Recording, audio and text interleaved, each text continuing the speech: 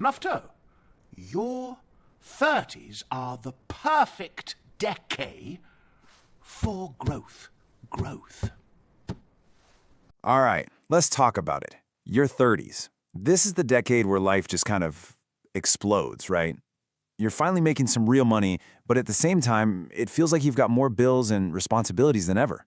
So in this explainer, we're going to cut through the noise and lay out the key money milestones that'll help you turn this chaotic decade into your financial launchpad.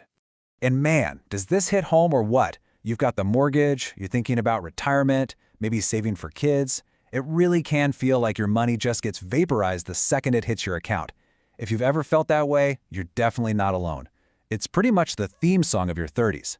Because seriously, the choices you make right now, in your 30s, they're going to echo for decades. They can either set you up for a future where you have options and freedom, or they can leave you playing catch-up for the next 30 years.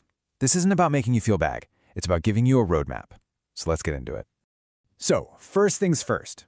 Before you can build anything awesome, you have to clear the ground. This first part is all about getting rid of the stuff that's holding you back. You know, the financial dead weight that's been quietly sabotaging your progress. That's right. I mean, get it down to zero. We're talking credit cards, student loans, car payments, all of it needs to go. See, your 30s are your peak earning years, and the absolute last thing you want is debt acting like financial quicksand, just sucking you down with every step you try to take forward. So what's the real cost of this stuff anyway? Let's just run a quick, simple example. Let's say you've got a $400 a month credit card bill and a $600 car payment. That's $1,000 every single month. Okay, now zoom out. Annually, that's $12,000. That's money that could be building your future, but instead it's just making banks and lenders richer. And here's the real gut punch. Over the decade, that's more than $120,000 gone. And that's not even counting what that money could have grown into if you'd invested it. The point is, every single dollar you send to a lender is a soldier that can no longer fight for you. All right, let's move on to the next milestone, getting a stellar credit score. And I'm not talking good, I mean excellent. We're aiming for 800 or higher. You might think, oh, I'm not planning to borrow money. But for the big stuff in life, like buying a house, this is an absolute game changer. Now just look at this, because this is where the abstract idea of a score turns into real money. On the exact same $400,000 mortgage, the difference between a pretty good score and an excellent one could cost you almost $50,000 in extra interest. I mean, think about that. That's a brand new car, a huge chunk of college tuition, just gone, all because of a few points on a score. Okay, so once the battlefield is clear, it's time to build your defenses. This next phase is all about creating a rock-solid foundation, a financial fortress that can protect you from all the crazy curveballs life is going to throw at you. This gives you security, it gives you peace of mind, and it gives you the freedom to move forward. You've probably heard the standard advice, right? Save 3 to 6 months of expenses. Well, for your 30s, I want you to scrap that. We're talking bigger. We're talking 6 to 12 months. Why? Well, because your life is just more complicated now. You've got a mortgage, maybe kids, aging parents who might need you. A surprise car repair or a busted water heater can't be something that totally wrecks your financial life.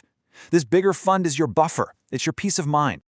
Okay, with all these things pulling at your money, you absolutely need a roadmap. You need a long-term plan. Because without one, you're basically just playing financial whack-a-mole. Just throwing cash at whatever problem screams the loudest. A real plan makes sure every piece of your financial puzzle is working together towards the same goals. So, how do you build one? Well, let's use a really simple framework called B.R.E.T.T. The B is for budgeting and saving. You got to know what's coming in and what's going out. R is for retirement planning. E is for estate planning. Yeah, we'll get to that. The first T is for tax planning, which is just about being smart and not paying more than you have to. And the final T, this is key, is for tracking. You've got to track your progress. Otherwise, what's the point of the plan? And speaking of that E, yeah, it's time. Getting a basic estate plan in your 30s is a non-negotiable, especially if you have a spouse or kids or own a home. Look, I know it feels morbid, but this isn't about that. It's actually one of the most loving and responsible things you can do for your family. It makes sure they're protected and that your wishes are clear, no matter what happens. All right, the fortress is built, the defenses are up, now it's time to go on offense. This last part is all about being proactive. It's about using forward-thinking strategies that don't just protect what you have, but actively grow your wealth for the long haul. This is where it gets exciting. So here's a big number for you. A really good goal is to have 3 times your annual salary saved for retirement by the time you hit 40. So using an average salary of around $62,000, that puts our target at about $186,000. Now, before you have a heart attack, let's look at why hitting this number is so incredibly powerful. This right here is where the magic happens. That 186 grand at age 40, that's not the finish line, that's the launch pad. Thanks to the absolute miracle of compound interest, that money can grow to over $2 million by the time you retire without you doing much of anything. The key ingredient is time. You just have to give your money decades to do the heavy lifting for you. Okay, this next one, this is what separates the people who build real wealth from those who just look wealthy. It's developing an immunity to lifestyle inflation. You know what I'm talking about. It's that automatic tendency to spend more just because you make more, which, crazily enough, leaves you in the exact same spot you were in before you got that raise. This quote just nails it, doesn't it? You're working harder, you're earning more, you're pouring more in, but the bucket just never gets full. So what's the secret? It's simple, really. The next time you get a raise or a bonus, automatically send at least half of that new money straight to your investment or savings goals, before you even get used to having it. And let's just hit 2 final, super important growth milestones. First, invest in your health. Seriously, it is without a doubt your single greatest financial asset. Taking care of yourself now can literally save you hundreds of thousands of dollars in medical bills down the road. And second, if you have kids, start planning for their education now. Open up a 529 plan, even if you can only put in a little bit. The earlier you start, the more time compounding has to work its magic for them too. So after all of this, clearing the debt, building the fortress, fueling the growth, what's the real endgame? What are we actually fighting for? It's not a number in a bank account. It's a feeling. It's a state of mind. The real goal here is financial confidence. It's that quiet peace that comes from knowing you have a plan. It's understanding your money and knowing that you're in control. It's the ability to handle life's surprises without panicking. It's being able to sleep at night, not wondering if you're doing enough, but knowing that you are.